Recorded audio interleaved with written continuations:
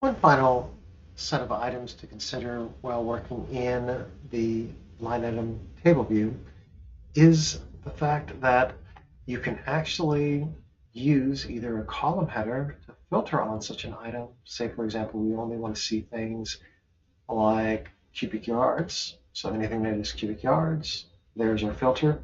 You'll see that in the bottom left corner that is units is cubic yards. There's also a pencil on the right side where you could actually create and edit more, so you could have ands and ors and other things, and equals to or not equals to, things like that. Really cool stuff.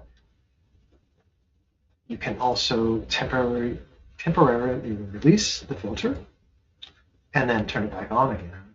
And then there is also the ability to clear the filter completely in the bottom right.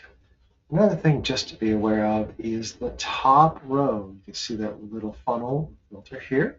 The top row is something that you can use to start to specify some fuzzy logic. Now, a lot of folks are familiar with a wildcard, and in many cases that's the asterisk. Well, in a SQL database, we need to use a percent sign.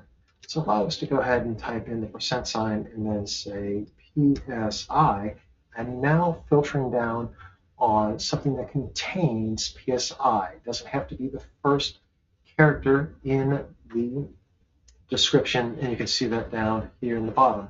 Contains in the description PSI.